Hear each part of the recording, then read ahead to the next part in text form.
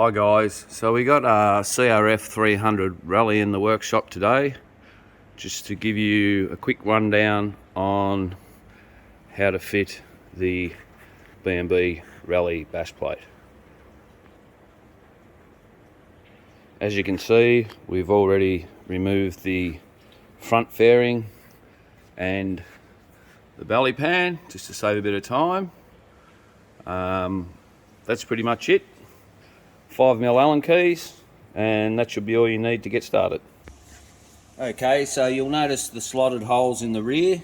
That's more just to help for alignment and to make up for any inconsistencies in the frame.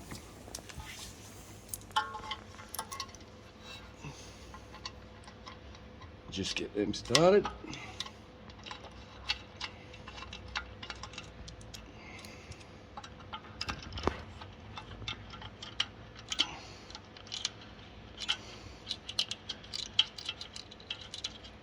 You only need to get them in a few turns just to get the weight off it for you, and then we'll move to the front.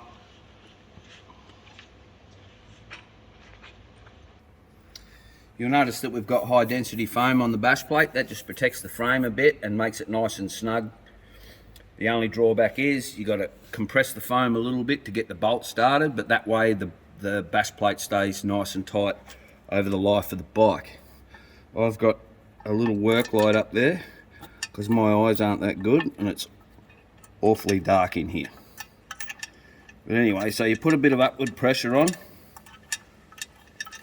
just to get that bolt started. Just screw it up as far as you can with your fingers.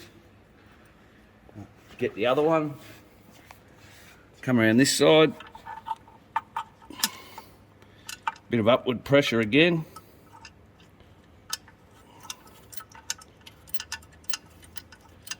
Now that's pretty much going all the way to bottom, finger tight.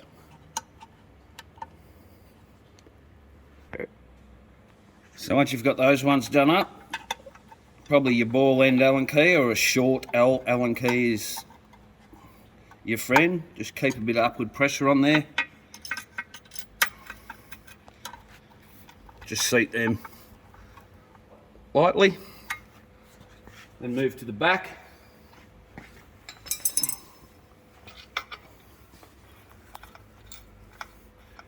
You'll have to excuse the tape, that's just so we don't mark the bash plate too much because this is one off the shelf.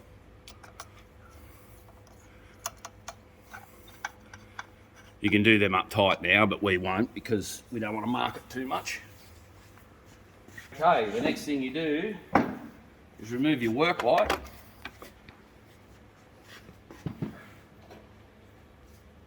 And you must make sure that these tags fit down in here because that helps locate it and hold it.